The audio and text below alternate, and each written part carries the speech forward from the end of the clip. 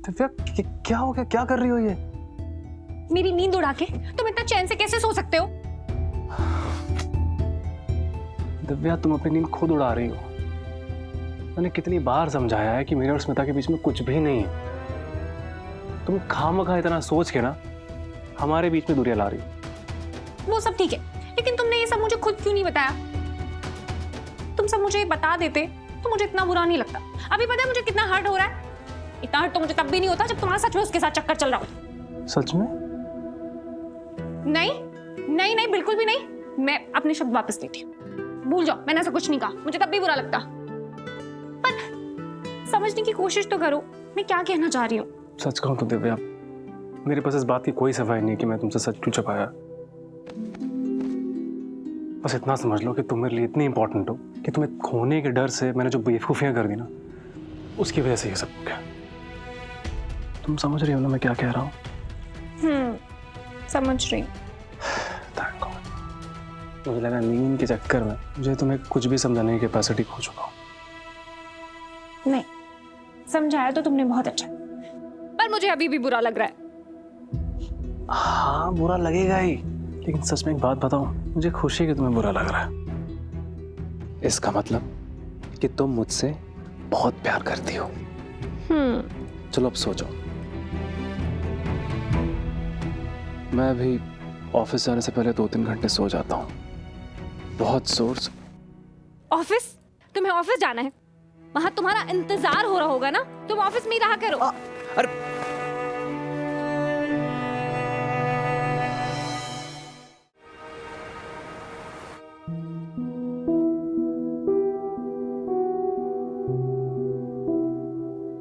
दिव्या, तुम यहाँ क्या कर रही हो? तुम्हारे लिए टिफिन लेकर आई। टिफिन सुबह तक तो रेडी नहीं था। हाँ, लेकिन अब रेडी हो गया तो ले आई। चलो चुप, अब यहाँ 2 मिनट बैठो। बैठो ना, खड़े क्यों? दिव्या तुम्हें कितनी बार बोला है खाना वगैरह मत लाया करो, यहाँ पे ऑफिस है मेरा। मैं नहीं चाहता कि लोगों को ऐसा लगे कि मेरी पर्सनल प्रॉपर्टी में यूज कर रहा हूं। तो पहले भी समझाया था। बोला तो तुमने और भी बहुत कुछ था। ओ हाँ, कुछ इंपॉर्टेंट डिटेल्स तो तुम देना ही भूल गए ना। दिव्या यार, तुम्हारी सुई अभी भी वहीं अटकी हुई है। जो भी हो, आज से रोज ऑफिस में ही खाना लेकर और तुम खाओ।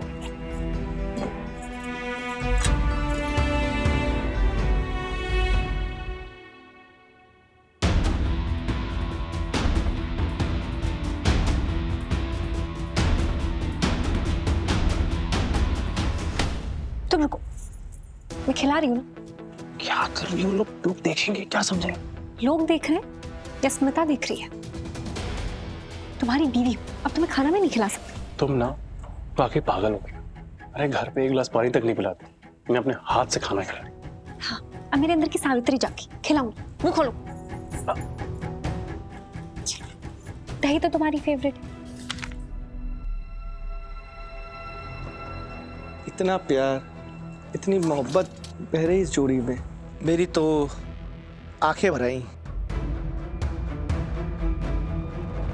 आगे मत बढ़िए। आप यहाँ क्या कर रहे हैं मेरे काम की जगह? स्मिता, मुझे तुमसे कुछ बात मुझे करनी थी। आपकी कोई बात नहीं सुननी। और अब भूलिए मत, मैं यहाँ अकेली नहीं हूँ। सबको बुला सकती हूँ अपनी मदद के लिए। और यहाँ ना ऐसा तमाशा बनाऊंगी कि फिर बात एक इंसान तक नहीं रहेगी, पूरे ऑफिस को पता चल जाएगी और आपकी ऐसी धज्जियां उड़ेंगी कि आप भूल नहीं पाएंगे और आप चाहते नहीं होंगे। जाइए यहाँ से। स्मिता, मैं तुमसे उस दिन के लिए माफ़ी मांगना चाहता हूँ। देखो, मैंने भांग जानबूझ के नहीं पी थी, मुझे किसी ने धोखे से पिला दी थी। मेरा इरादा नहीं था तुमको हर्ट करने का। मैंने देखा कि उस होली के त्यौहार में सब लोग होली मना रहे हो, तुम आसपास नहीं हो, तो सोचा कि तुम्हें भी वहाँ पर होना चाहिए सबके साथ। इस इरादे से मैं तुमको बस वहाँ पर लेने आया था। मेरा ऐसा कोई इंटेंशन नहीं था कि तुमको मैं हर्ट करूँ। मैं तुम्हारी बहुत इज्जत करता हूँ स्मिता। मैं चाहता था कि हम दोनों एक दूसरे के करीब आएँ, एक दूसरे को समझ सकें, क्योंकि हमारी परिवार के भी बीच में ना रिश्तेदारी है। तो बस मेरा वही इरादा था। ठीक है, सुन लिया मैंने आपने जो कहा है। अब जाइए यहाँ से, मुझे बहुत काम है। तुम्हारा गुस्सा जायज़ है, मैं समझता हूँ। मैं चाहता हूँ बस मुझे एक बार मुझे समझने की कोशिश मैंने कहा जाइए यहाँ से। ठीक है स्मिता, अगर तुम चाहती हो कि मैं तुम्हारे करीब नहीं आऊँ तो मैं तुमसे वादा करता हूँ मैं आज के तुम्हारे करीब नहीं आऊँगा। जाइए। सॉरी।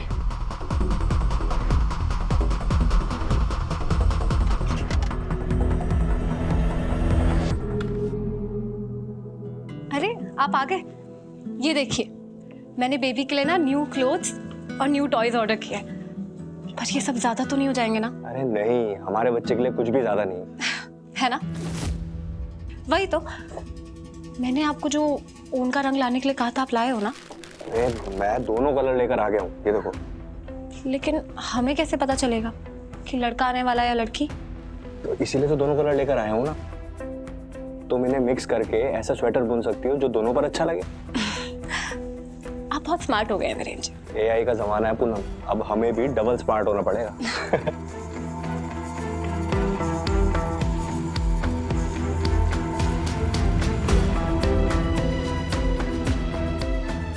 सॉरी, मैं आपकी प्राइवेसी में दखल नहीं देना चाहती थी। मैं तो बस यहाँ से जा रही थी और एक प्यारे से पल पे मेरी नजर टिक गई, तो मैं अपने आप को स्टॉप नहीं कर पाई। It's okay. नहीं नहीं, प्लीज आप आइए। No no no no no, आप लोग बातें करिए। प्लीज आइए, आई इंसिस्ट, प्लीज अंदर आइए।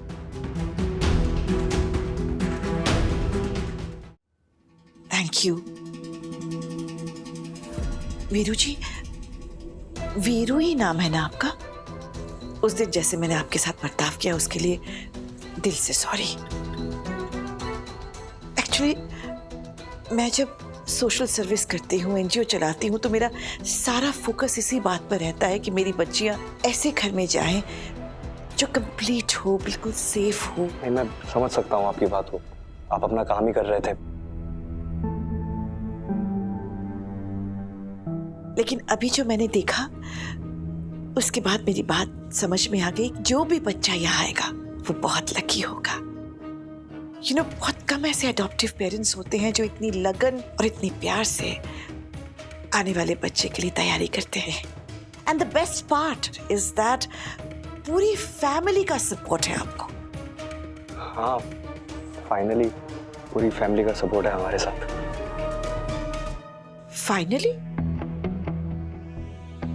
फाइनली मतलब मैं कुछ समझी नहीं। वो दरअसल वीरेंद्र जी की मम्मी यानी मेरी सास जो है, वो हमारे इस फैसले के काफी खिलाफ थी, और अब उनके जाने के बाद ही हम ये कदम उठा पाए हैं, तो बस इसे। अच्छा अच्छा। पूनम, अभी माँ का जिक्र करने की क्या जरूरत है? सब कुछ ठीक से चल रहा है ना? क्यों पुरानी बातों को लेकर बैठना है? पहले जो भी हुआ उसे भुलाकर आगे जो अच्छा होने वाला है, हमें उसके बारे में सोचना चाहिए। है?